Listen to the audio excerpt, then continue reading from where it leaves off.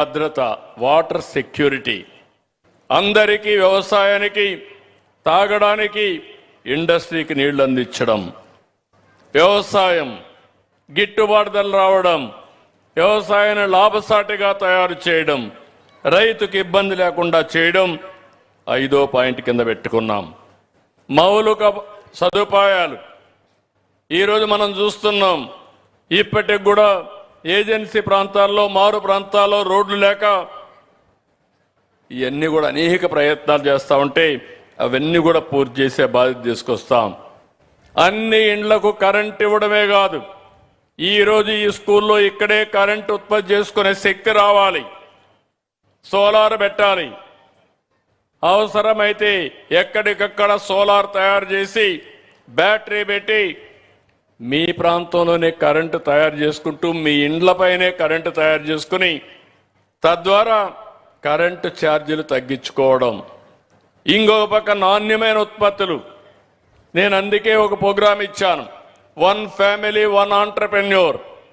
ఈ పిల్లలను చూస్తే నాకు ఒక నమ్మకం వచ్చింది, భవిష్యత్తులో మీరు ఉద్యోగాలు చేయడమే కాదు, మీరు ఉద్యోగాలు ఇచ్చే స్థాయికి ఎదగతారనేది నా ప్రగాఢమైన విశ్వాసం.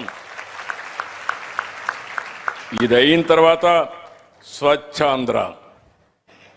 ఇప్పుడే పిల్లలు చెప్పారు, నేను ఒకటే ఆలోచిస్తూ స్వచ్ఛాంధ్ర, సర్క్యులర్ ఎకానమీ, ఏది కూడా వేస్ట్ కాదు, అన్ని కూడా ఉపయోగపడతాయి. దాన్ని సంపదగా సృష్టించుకోవాల్సిన బాధ్యత మన పైనుంది. కలెక్టర్ గారు ఒక చిన్న పని చేశాడు, చాలా నేను అభినందిస్తున్న జిల్లా కలెక్టర్ని. ఇక్కడ చూస్తే ముస్తాబు ఒక సింపుల్ కార్యక్రమం. ఇప్పుడే ఒక స్టూడెంట్ కూడా చెప్పారు, మా కలెక్టర్ ప్రారంభించిన కార్యక్రమం మాలో ఒక చైతన్యం తీసుకొచ్చింది, బ్రహ్మాండంగా పరిశుభ్రంగా ముందుకు పోతున్నామని పిల్లలు చెప్పే పరిస్థితికి వచ్చారు. మీరు తీసుకొచ్చిన ముస్తాబు బ్రహ్మాండమైన కార్యక్రమం. దీన్ని రాబోయే రోజుల్లో అన్ని ఇండ్లకు కూడా చేరి పరిశుభ్రమైన ప్రాంతంగా ఏజెన్సీని తయారు చేస్తే ప్రపంచం మొత్తం ఈ ఏజెన్సీకి వచ్చి బ్రహ్మాండమైన నేచర్ని ఎంజాయ్ చేసే పరిస్థితి వస్తుంది. వర్క్ ఫ్రమ్ ఏదైతే ఇది కూడా హోమ్ స్టే కూడా తీసుకొస్తున్నాం, ఇవన్నిటికీ ఉపయోగపడుతుందని చెప్పి కూడా నేను మీకు తెలియజేస్తున్నా. ఇది అయిన తర్వాత డీప్ టెక్నాలజీ పెరిగింది. ఈరోజు క్లిక్కర్ తీసుకొచ్చిన, సెల్ ఫోన్ తీసుకొచ్చిన, ఇవన్నీ మీరు ఒకసారి చూస్తే ఎలాంటి ఇబ్బంది లేకుండా నేరుగా మీకు అందరికీ సమాచారం వచ్చేస్తుంది. మీ అబ్బాయి డుమ్మా కొట్టినా, అమ్మాయి స్కూలుకు రాకపోయినా రియల్ టైంలో పేరెంట్స్కి మెసేజ్ వెళ్ళిపోతుంది. మీరు ఒక్కసారి చూసుకుంటే ఇంకా మీకు ఇబ్బంది రాదు. దీనికి కూడా మీరు గుర్తుపెట్టుకోండి, పిల్లలు చదువుకున్నప్పుడు మీరు ఆలోచించాలి.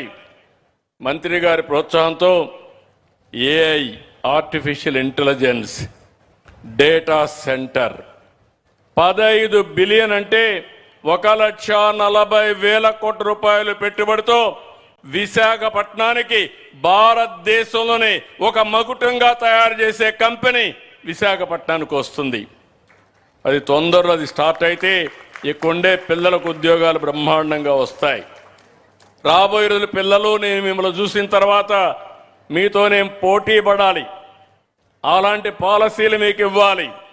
డేటా సెంటర్లు తీసుకొస్తాం, క్వాంటమ్ కంప్యూటర్ క్వాంటమ్ వ్యాలీగా ఆంధ్రప్రదేశ్ పెడతాం. క్వాంటమ్ ఏంటనో మీరు తెలుసుకోవాలి. మీ మంత్రి గారు అయితే మొన్నటి చెప్తున్నాడు, నేను క్వాంటమ్ అన్నప్పుడు అదేంటని అడిగితే ఒకసారి చదువుకోమని మళ్ళీ అక్కడి నుంచి ఆయన ఒక ప్యాషన్గా తీసుకొని క్వాంటమ్ కంప్యూటర్ని ప్రమోట్ చేసే పరిస్థితికి వచ్చారు. ఇంకో పక్క స్పేస్ సిటీ, ఎవరైనా ప్రయోగాలు చేయాలంటే ఆంధ్రప్రదేశ్ కేంద్రంగా స్పేస్ సిటీలో సెటిలైట్స్ తయారు చేసి లాంచ్ చేయడమే కాకుండా మీరు కూడా అందులో స్పేస్కు పోవాలంటే మీరు కూడా నేర్చుకునే పరిస్థితి వస్తుంది. అలాంటి స్పేస్ సిటీ తీసుకొస్తున్నాం. ఇంకో పక్క డ్రోన్ సిటీ, డ్రోన్ రాబోయే రోజుల్లో అనేక లాభాలు. మన వ్యవసాయానికి మందు కొట్టాలన్నా, ఏజెన్సీ ఏరియాలో మారుమూల ప్రాంతాలకి మందులు పంపించాలన్నా, లేకపోతే ఎయిర్ ట్యాక్సీలు కూడా రేపు రాబోయే రోజుల్లో 2 సంవత్సరాల్లో మన రాష్ట్రంలో కేంద్రంగా అనుమతిస్తే ఎయిర్ ట్యాక్సీలు, డ్రోన్ ట్యాక్సీలు వస్తాయి. దానికి కూడా నాంది పలుకుతున్నాం. ఏరోస్పేస్ సిటీ తీసుకొస్తాం. విమానాలు తయారు చేసుకొచ్చే కార్యక్రమానికి శ్రీకారం చుడతాం. విశాఖపట్నంలో సివిల్ ఏవియేషన్ యూనివర్సిటీ వస్తుంది. సెమీ కండక్టర్ తీసుకొస్తాం. ఎలక్ట్రానిక్స్ వస్తాయి.